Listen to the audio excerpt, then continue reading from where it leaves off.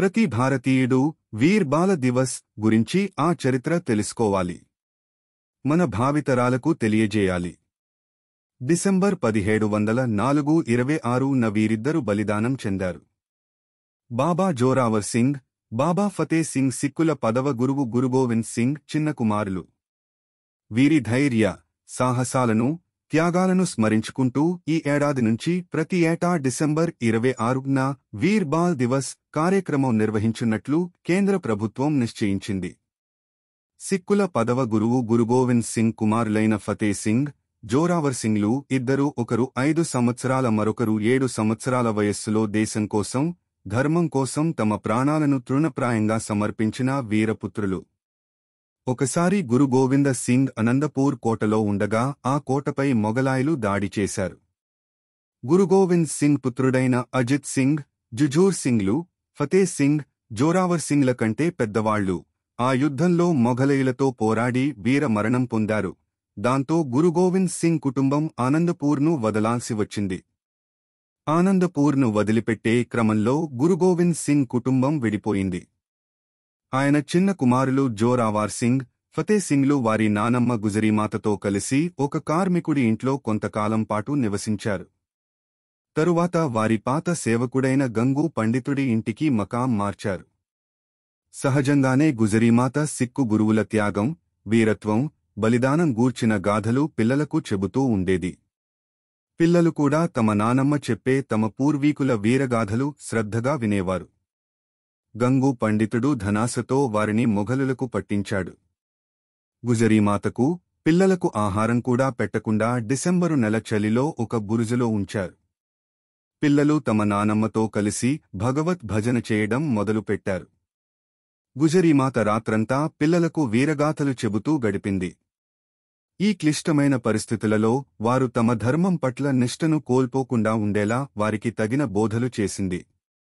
తమ పూర్వీకుల మరియు తండ్రి పేరు నిలబెడతామని, ఏ విధమైన ప్రలోభాలకు గాని, ప్రాణభయానికి గాని తలొగ్గమని ఆ బాలురు వాళ్ల నాన్నమ్మకు వాగ్దానం చేశారు. ఉదయాన్నే నవాబు ఆ పిల్లలను ఇస్లాం మతం స్వీకరించమని ఒత్తిడి చేశాడు. కాని పిల్లలు నిర్భయంగా పెద్ద గొంతుతో మేం గురుగోవింద్ సింగ్ పుత్రులం, మా తాత గురు తేజ్ బహదూర్ హిందూ ధర్మాన్ని రక్షించడానికి బలిదానం చేశారు. మేము వారి సంతానం. మేము మా ధర్మాన్ని ఎప్పటికీ వదులుకోము. మాకు మా ధర్మం ప్రాణాల కంటే ప్రియమైనది అని పలికారు.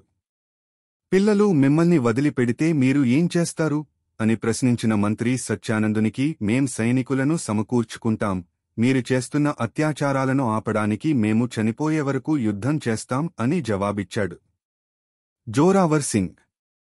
అప్పుడు పిల్లల మనోధైర్యం పోగొట్టడానికి మీ తండ్రి, మీ అన్నలు యుద్ధంలో చనిపోయారు. ఇక మీకు ఈ లోకంలో ఎవరూ లేరు కాబట్టి నవాబు చెప్పినట్లు వినండి, ఇస్లాం స్వీకరించండి అని చెప్పాడు మంత్రి. పిల్లలు మరింత గట్టిగా మా తండ్రి ఒక మహావీరుడు, ఆయనను ఎవరూ చంపలేరు అన్నారు.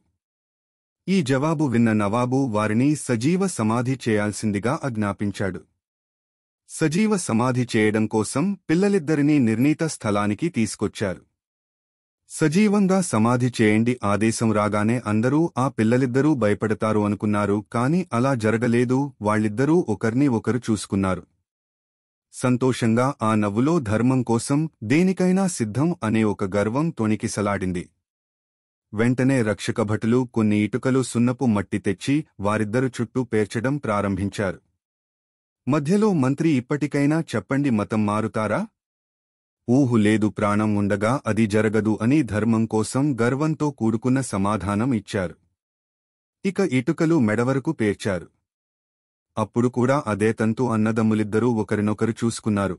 పెద్దవాడి కళ్ల వెంట నీరు కారుతుంది. అది చూసి తమ్ముడు ఏడుస్తున్నావా అన్నా అన్నాడు. లేదు తమ్ముడు, నాకన్నా చిన్న వాడివే అయినా ధర్మం కోసం నీవే ముందు ప్రాణత్యాగం చేస్తున్నావు అని చెప్పాడు. ఇద్దరు పిల్లలు నవ్వుతూ నిశ్చింతగా నిలబడి అలా ధర్మం కోసం సజీవ సమాధి చేయబడ్డారే తప్ప మతం మారలేదు. ప్రపంచ చరిత్రలో చిన్నపిల్లలను ఇంత దారుణంగా అంతమొందించిన సంఘటన మరొకటి లేదు. అదేవిధంగా ఈ వీర బాలురు చూపిన అపూర్వ సాహసం ప్రపంచంలో మరే దేశ చరిత్రలోనూ కనపడదు. మాచివాడేలోని ఒక చెట్టు కింద కూర్చుని ఉండగా తన చిన్న కుమారులిద్దరూ సజీవ సమాధి చేయబడ్డారన్న వార్త గురు గోవింద్ సింగ్కు తెలిసింది. గురు గోవిందుడు చలించలేదు. బాణంతో ఒక మొక్క పెకలించి ఇక మొఘల్ సామ్రాజ్యం కూడా ఇలాగే పెకిలించి వేయబడుతుంది అని పలికాడు. గురు గోవింద్ సింగ్ వారి కుమారుల సాహసము, పరాక్రమము, త్యాగము చరిత్ర పుటలలో అజరామరంగా నిలిచిపోయింది. మొఘల్ సామ్రాజ్యం ఇక ఆ రోజు నుండి పతనం కావడం మొదలయింది. దేశం అంతా ఉవ్వెత్తున్న ఒక జ్వాలలా స్వతంత్రకాంక్ష మొదలయింది.